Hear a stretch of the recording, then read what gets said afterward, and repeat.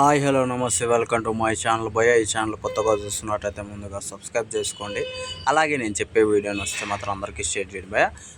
అయితే ఈరోజు మన టాపిక్ వచ్చేసి మన కళ్యాణ్ రామ్ అన్న సినిమా నుంచి అయితే ఒక గ్లిమ్స్ అయితే రిలీజ్ అయిపోయినాయి భయ. అది ఫస్ట్ హాఫ్ టైం అని చెప్పేసి నిజానికి చాలా సూపర్గా ఉంది భయ. ఆయన లుక్ కానీ ఆయన గెటప్ కానీ చాలా డిఫరెంట్గా అనిపించింది నాకు. ఈసారి ఊర మాస్ క్యారెక్టరు ట్రై చేస్తున్నారేమో అని చెప్పేసి కూడా అనిపిస్తుంది భయ్య. అయితే మ్యాటర్ ఏంది అంటే ఈ సినిమాకు ముందే బింబిసార 2 రావాల్సి ఉంది అని చెప్పేసి చాలామంది అయితే చెప్పుకుంటూ వస్తున్నారు.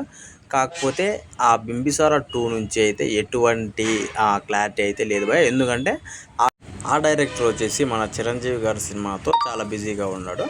కాబట్టి ఇప్పట్లో అయితే బింబిసార 2 వచ్చే ప్రసక్తే లేదు భయ్య. కాకపోతే కొన్ని సినీ వర్గాలు ఏం చెప్తున్నాయంటే బింబిసార 2 తర్వాత ఈ సినిమా రిలీజ్ అవుతుంది అని చెప్పేసి చెప్తున్నారు.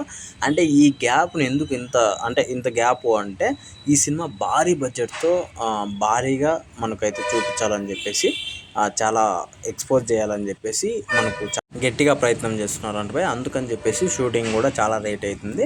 అలాగే ఇందులో గ్రాఫిక్స్ కూడా విఎఫ్ఎక్స్ కావచ్చు, గ్రాఫిక్స్ కావచ్చు, ఇవన్నీ చాలా లేట్ అవుతాయని చెప్పేసి చెప్పుకుంటూ వస్తున్నారు భయ్.